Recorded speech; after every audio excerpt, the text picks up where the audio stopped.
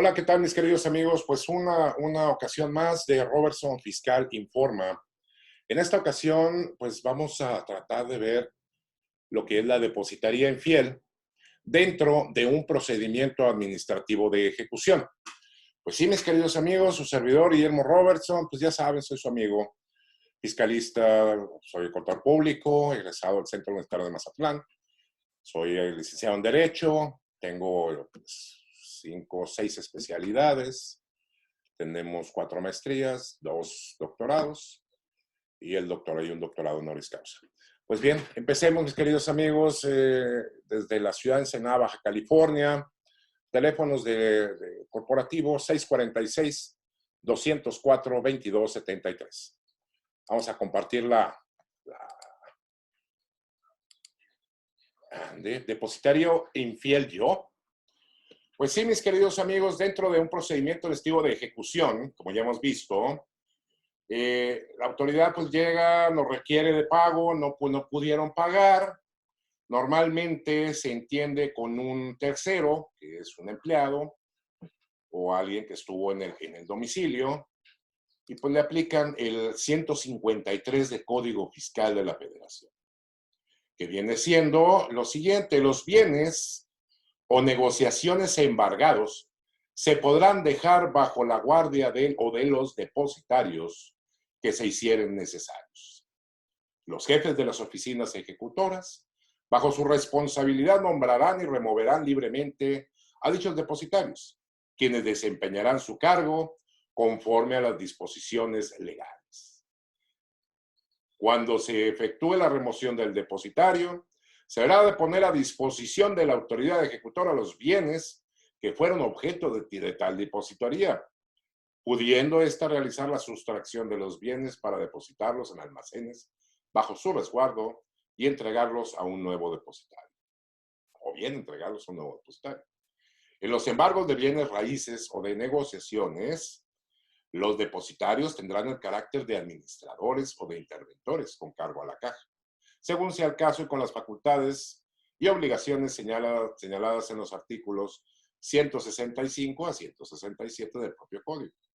La responsabilidad de los depositarios terminará o cesará con la entrega de los bienes embargados a satisfacción de las autoridades fiscales. El ejecutor podrá colocar sellos o marcas oficiales con los que se identifiquen los bienes embargados, lo cual se hará constar en el acta a que se refiere el primer párrafo del artículo 152 del propio Código Fiscal de la Federación. El depositario será designado por el ejecutor. Cuando no lo hubiera hecho el jefe de la oficina exactora, pudiendo recaer el nombramiento en el propio ejecutado. Es entonces, mis queridos amigos, de la lectura del artículo 153 que acabamos de dar, pues tenemos dos tipos de depositarios. Uno que es de bienes muebles y otro de bienes inmuebles o negociaciones. ¿Quién los va a designar? Lo puede designar dos personas.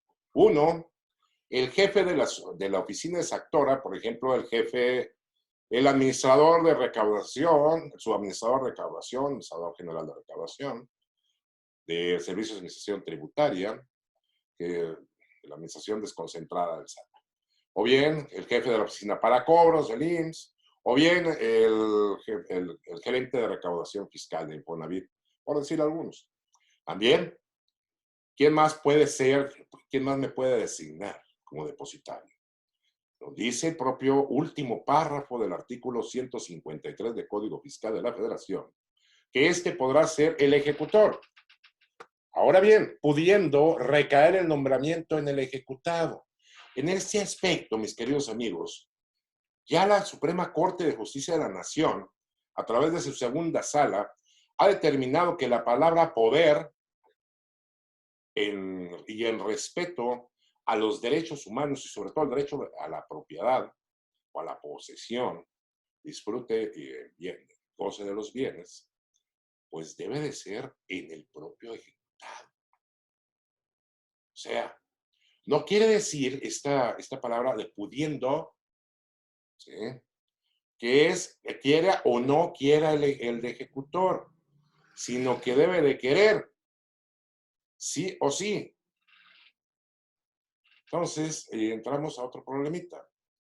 112 del Código Fiscal nos dice que se impondrá sanción de 3 meses a 6 años de prisión al depositario o interventor designado por las autoridades fiscales que, con perjuicio del fisco federal, disponga para sí o para otros del bien depositado, de sus productos o de las garantías que de cualquier crédito fiscal se hubiere constituido, si el valor de lo dispuesto no excede de 137,770. Hay que acudir siempre al anexo 5 de la resolución de miscelánea fiscal, porque ahí nos aumentan los valores. Ahora bien, si esto excede, la sanción será de 3 a 9 años de prisión. Por lo tanto, ojo, aquí puede haber una sanción de una prisión preventiva oficiosa. ¿Sí? ¿Por qué? Porque excede la media aritmética, excede de los 5 años. Igual sanción nos dice, de acuerdo al valor de dichos bienes, se aplicará al depositario que los oculte o no los ponga a disposición de la autoridad competente. Es entonces que me salta la duda a mí. ¿En realidad voy a ser depositario infiel? ¿De veras soy depositario infiel? ¿Yo? Vamos a ver si es cierto. ¿Qué nos dice el cardenal que le da origen a los depositarios? ¿Sí? Que la depositaría, que el cargo lo vas a desempeñar conforme a las disposiciones legales. Pero ojo, no me dice qué disposiciones legales, si las del propio Código Fiscal, cosa que no lo hay. ¿O en qué ley lo voy a buscar?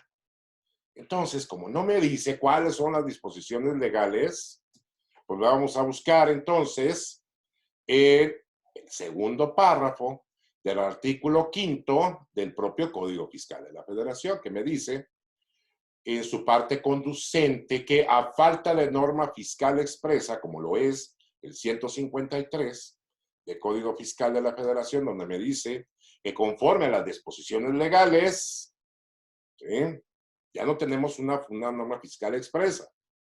Pues entonces vamos a aplicar supletoriamente las disposiciones del derecho federal común.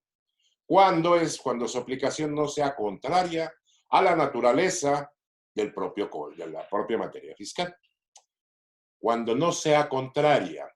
Y me voy a la Real Academia Española para ver qué demonios quiere decir el legislador cuando me dice cuando no sea contraria. Bueno, y nos dice que contrario significa que se opone o es diferente u opuesto a la materia fiscal, a la materia del procedimiento administrativo de ejecución.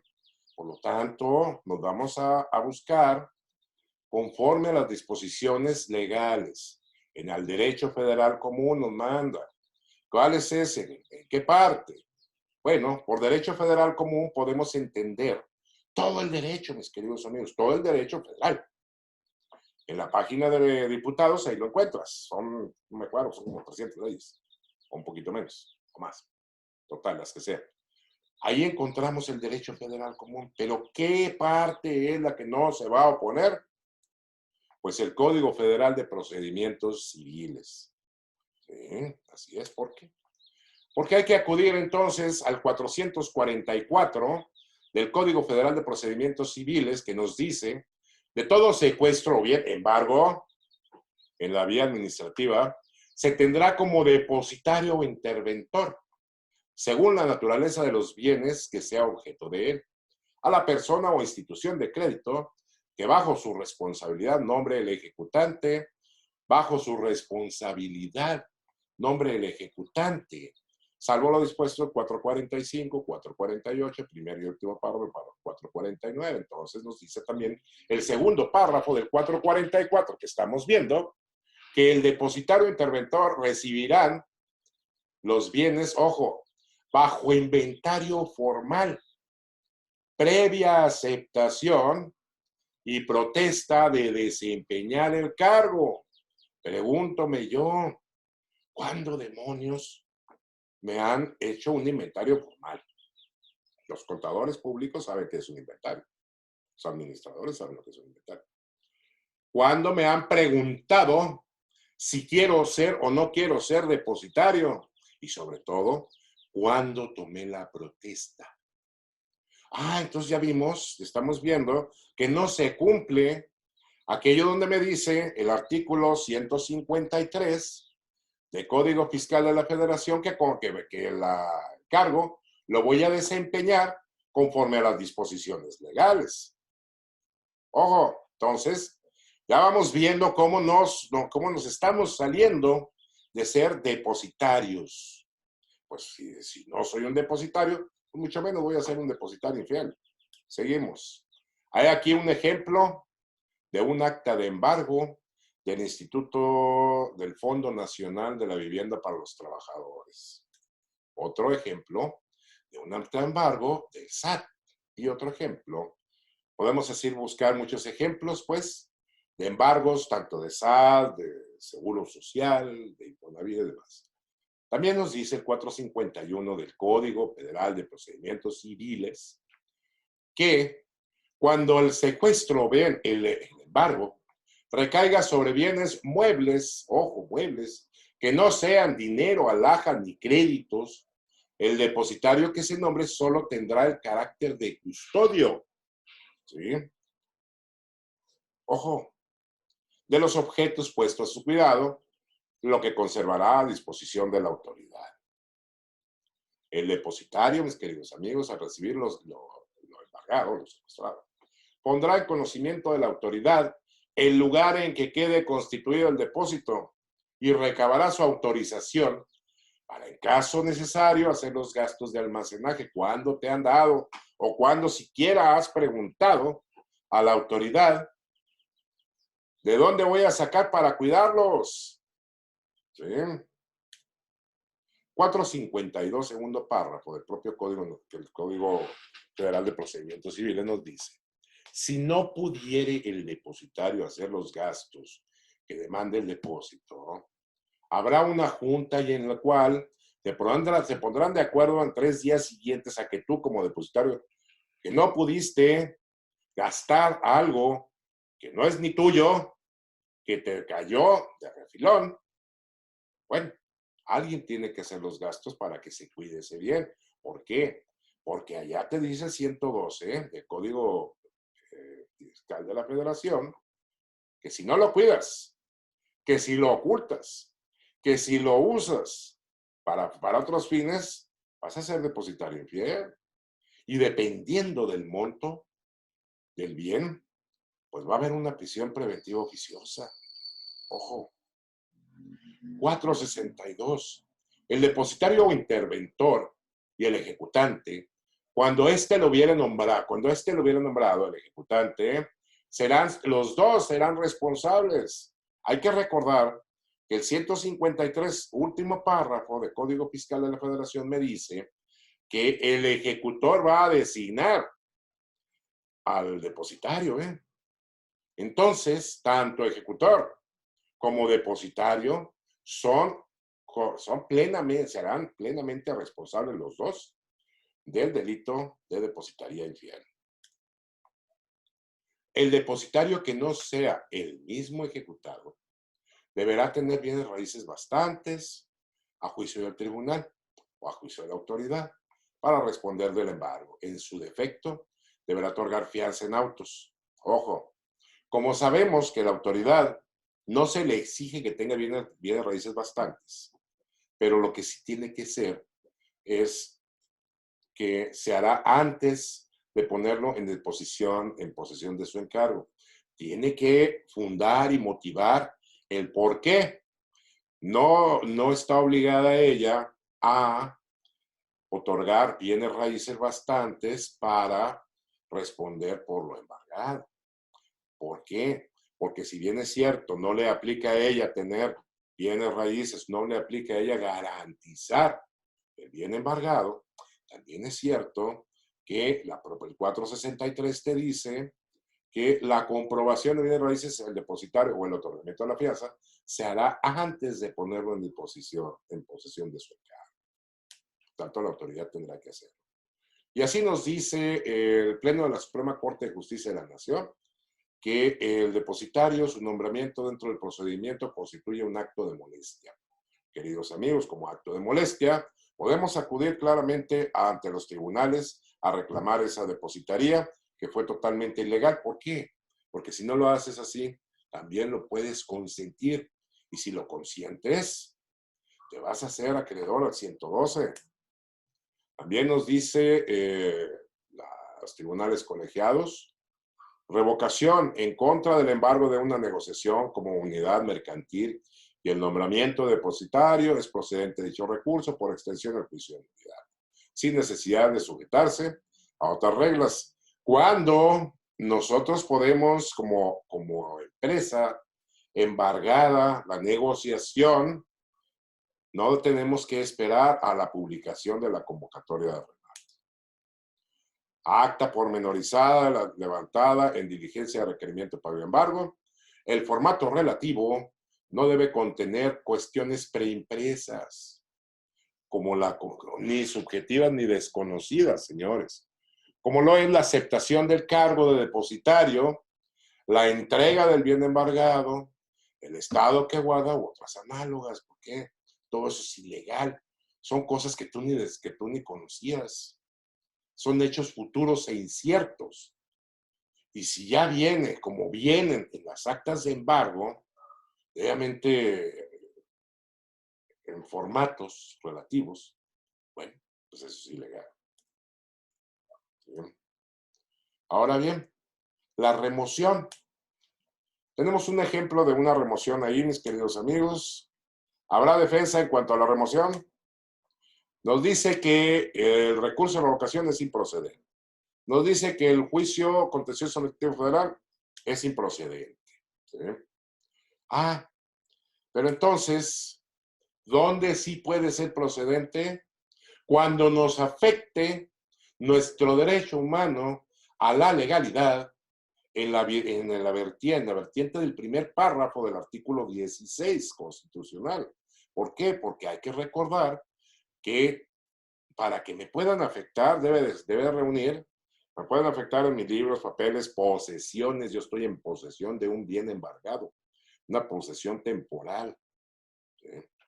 Ok, entonces debe ser por orden de una autoridad competente que funde y motive la causa legal del procedimiento y debe de estar por escrito. Entonces, mis queridos amigos, la competencia, ¿dónde la tenemos?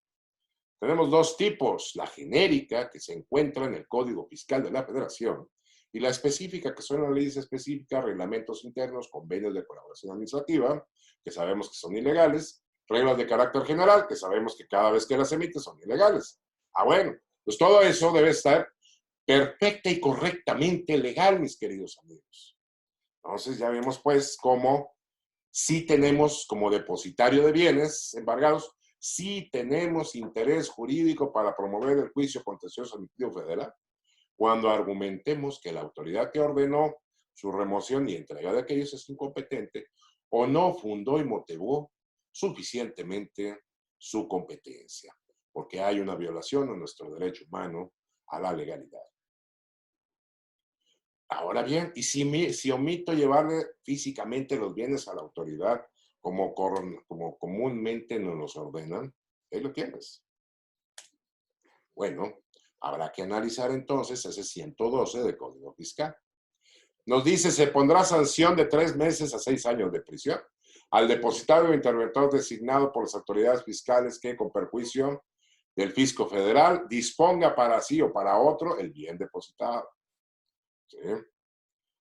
Igual sanción se aplicará a los depositarios que oculten o no los pongan a disposición, ojo, no los pongan a disposición de la autoridad competente, pero de ninguna manera te está diciendo ese no poner a disposición que no se lo lleves.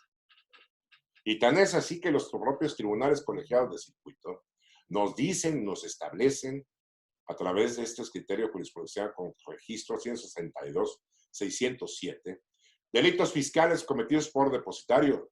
No se actualiza el tipo penal previsto en el 112, segundo párrafo del Código Fiscal, por el hecho de que el inculpado, en el acto de la remoción y requerimiento de poner a disposición de la autoridad, omita trasladarlos físicamente al recinto de dicha autoridad.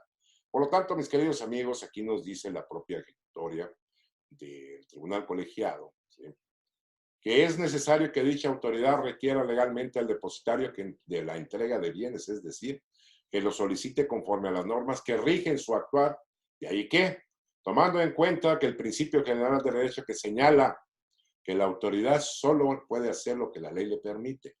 Es entonces, mis queridos amigos, que si la ley no le permite a la autoridad que yo, como depositario, le lleve los bienes embargados hasta el domicilio de la autoridad, como ella lo pretende, pues es claro que no soy depositario infiel, puesto que no se actualizó el segundo párrafo del 112 del Código Fiscal de la Federación, que nos dice que igual sanción, de acuerdo al valor de dichos bienes, se aplicará al depositario que los oculte o no los ponga a disposición. Muy sencillo, te llega el requerimiento. ¿Sabes qué? Un oficio, un escrito sencillo. Autoridad, pongo a tu más amplia disposición los bienes embargados consistentes en tal, de conformidad al acta de embargo fulana de tal, y aquí están a tu disposición. Eso sí, que te lo reciban, o mándalo por buzón tributario, o te lo reciban por oficialía de partes. Entonces, mis queridos amigos, yo creo que no debemos de irnos con el petate del muerto, cuando ni muerto hay. Ahora bien, ¿qué dice el tribunal por tribunal? Si bien es cierto, esto es en aspecto neto, meramente jurídico, contencioso, administrativo, pero incide en el principio de legalidad. Y si las pruebas obtenidas con violación a derechos fundamentales, que es el principio de legalidad, ¿qué sucede? Son nulas. Sí, es fácil. Nos dice, depositaría de bienes embargados no puede considerarse perfeccionada ante la falta de inventario de los bienes embargados y de la constancia de su recepción por parte del depositario. Entonces nos dice aquí que si el acta ya venía debidamente establecida, llenada por el ejecutor en un machote preimpreso, pues es ilegal. Y todo lo que derive de ahí es totalmente ilegal, bajo el principio de la teoría del árbol envenenado, que nos dice, ¿sí?, actos viciados, frutos de. Entonces, mis queridos amigos, bueno, pues aquí tenemos pues cómo en realidad voy a ser depositario infiel. Claro que no, claro que no. Nada más que, ojo, 1, no lo consientas. 2, acude con tu asesor fiscal, con tu asesor legal, para que te pueda llevar de la mano y hacer las cosas como deben de ser. Nosotros, mis queridos amigos, en Robertson Saracho del Peral, estamos para servirles con mucho gusto. Tenemos años, alrededor de 20 años, en la defensa del contribuyente. Queridos amigos, hasta el día de hoy, nuestros clientes no han perdido su patrimonio. Hasta el día de hoy, hemos salvado clientes de la ruina. Hasta el día de hoy, hemos hecho que las autoridades devuelvan hasta efectivo que los clientes pagaron indebidamente en un procedimiento administrativo de ejecución. En Robertson Saracho del Peral, estamos para servirle en el teléfono 646-204-2273. 646-204-2273. Muchas gracias. Estamos para servirle.